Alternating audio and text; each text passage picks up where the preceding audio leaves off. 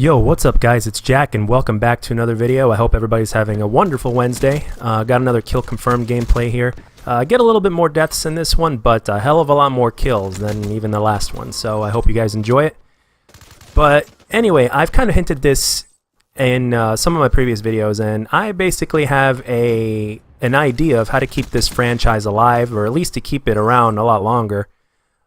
And it'll definitely benefit both parties, and what I mean by both parties is it'll benefit both Activision as well as the Call of Duty community. And the proof is in the pudding. I mean, let's take a game like Halo Wars, right? I'm sure some of you guys have heard it. It was a strategy game that came out for the Xbox 360. Halo fans absolutely love it, and strategy game players themselves loved it as well. And basically, that game kept on going forever because people absolutely loved playing online, and it had the whole, it had all the factors correct. You know, it was addictive, and people kept on coming back and playing it again and again. And their community isn't even a tenth as big as the Call of Duty community is. I mean, not even close. And they shut down the servers for like years afterwards, and then Halo fans stopped playing it, obviously, because they couldn't. But I think they brought the servers back online, I believe. And it even spawned the popularity of it, and the fans crying out even spawned a sequel to that, right? Okay. Now I wanted to say this as kind of a way to prove that, especially for a community as big as ours, and especially of how this is going to benefit both parties, is something that shouldn't really go unnoticed. And here goes. Now, we all pay a subscription to Xbox Live and to PSN, right? Okay.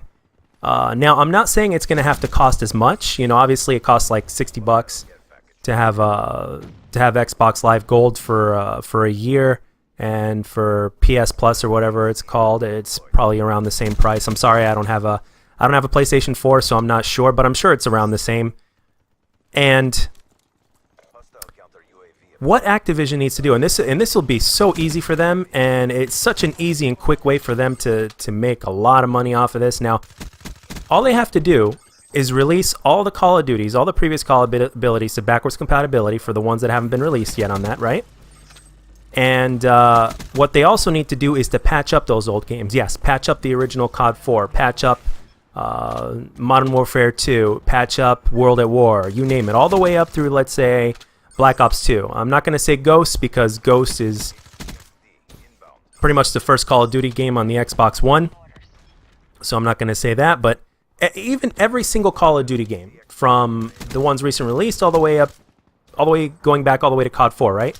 Patch all those games up, fix all the bullshit. Like, for instance, Modern Warfare 2 could use some fixing with the one-man army noob tubes and the hacking and all that. You know, just make the game fresh out of the box in terms of hacking and stuff like that, and just fix it. Now, I'm not a developer, but I sure as hell know through common sense that it's not nearly as time-consuming or as difficult to patch a game than it is to make a game from the ground up.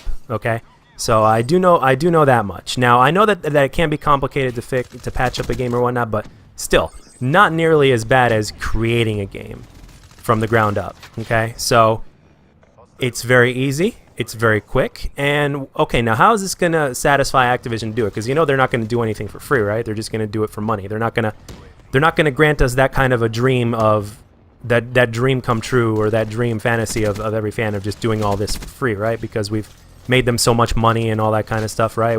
They're not going to do that. They need to find profit out of it. Well, I think what they can do is they can charge a yearly subscription, or a 3-month subscription, just similar to something that Xbox does, right? Xbox Live or PSN, and they can just make it for Call of Duty.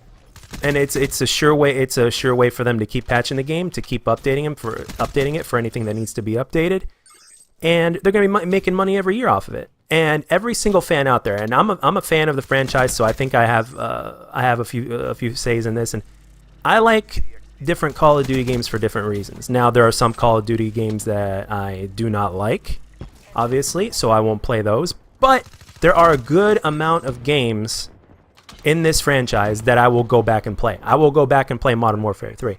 I will go back and play Modern Warfare 2 if it gets patched or whatnot and re-released or backwards compatibility. I'll give that a shot. I'll play World at War, which I never played before. I will go out back and play Black Ops 1. As you can see in the channel also, I've done that. So Black Ops 2, which I'm still waiting for, and all that good stuff, right? So if they're making, let's say, I don't know, let's say they charge anywhere from, let's say, 25 to 40 bucks or whatnot for a yearly subscription to basically be able to, for fans to be able to get constant updates on their old Call of Duty favorites and to play them while patched. I mean, there you go. I mean, it really is that simple. Now, it really sucks. Like, I know some people are might give me some hate in the comments for this. I know that it absolutely sucks to be somewhat charged again for all this, but if you think about it at the same time, it is a pretty good deal. I mean, imagine, like, let's say half of an Xbox Live yearly gold subscription, right? 30 bucks.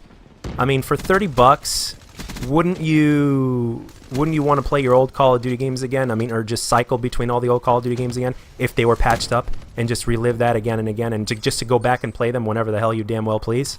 I mean, there's a lot of games in this franchise, obviously, and there's a lot of variety. And they're going to keep coming out with new games, obviously, every year to keep on giving us that variety that Call of Duty fans absolutely crave. And yet, at the same time, this shouldn't stop the remastered games from being made. And the reason why is because remastered games don't fully feel like the old games. They don't, because they're once you change the graphics and the infrastructure of a certain game to a certain degree, everything else changes. I mean, the best way I can describe this is, for those of you that may have played the Halo 2 Anniversary or whatever it is, or the Master Chief Collection, okay? When you play Halo 2, the old one, and then when you play the newer one, you change it. It changes the way the game feels a bit. Now, obviously, since both the games were released simultaneously, and they've probably done a few things to change them here and there, it probably doesn't feel exactly the same as it did for the original Xbox, because it was also, you know, on the Xbox One, so that plays a difference as well, but not as much. But the thing is, the old school games play different than the remastered games. Simple as that. Even if it's to a lesser degree, it's not exactly the same experience. And I guarantee you, as COD fans are, and the way we are, we will eat it up. We will play a remastered version of the old games that we love, and we'll play the old one as well. We will do it. I guarantee you we'll do it. The Call of Duty community loves good games, and if they and that's basically how it is. And Activision knows this. Activision knows that Call of Duty fans are just, you know, we're suckers for this. We're suckers to this because we're so wanting that experience that we've had previously, or you know, if a new Call of Duty comes out, or even if a remastered Call of Duty comes out, and if it's good and if it lives up to all the hype, just imagine all the nostalgia and then the new experiences that come with it. You know, as gamers and as people that love to be entertained, we're hyped. We're all about that, and we will drop 60 bones just to have that again. And I don't think I have to remind everybody that most of us that bought Infinite Warfare, obviously for Modern Warfare Remastered, paid $80 for that. They wanted nothing to do with Infinite Warfare, or at the very most, we're hoping that Infinite Warfare would be decent so they'd get some variety. But for the most part, people dropped $80 just for Modern Warfare Remastered.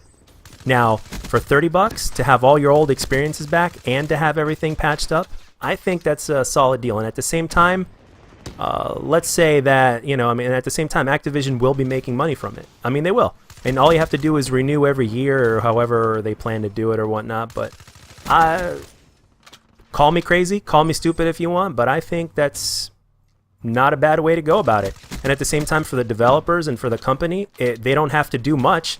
They don't have to build a game from the ground up. They don't have to remaster a game. All they have to do is patch up the old ones. Oh, and speaking of backwards compatibility, let's give the PlayStation folks some love. All the backwards compatibility titles, to my knowledge, have only been for Xbox One at this point, and I think a lot of that has to do because of the fact that, well, back then Call of Duty and Activision was contracted with Microsoft. They were partnered together.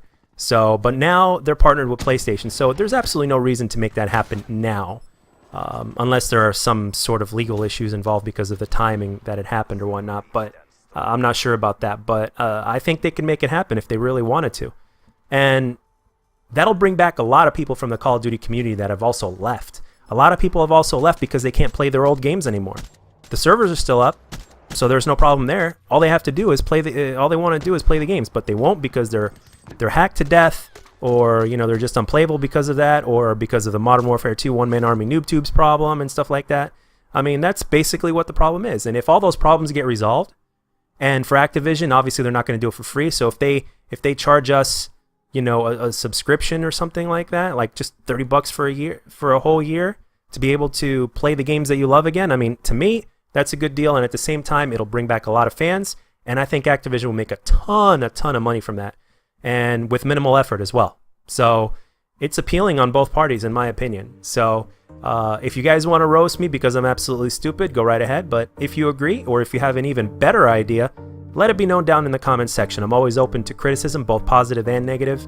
But I just thought of this, and I thought I'd make a video about it. And from what you guys have been telling me, you like hearing me talk about COD, obviously, and this is a COD channel. So there you go. And as always, guys, if you liked the video, let me know. And if you don't, let me know what I can do to make my videos better. And I'll catch you guys on the next one.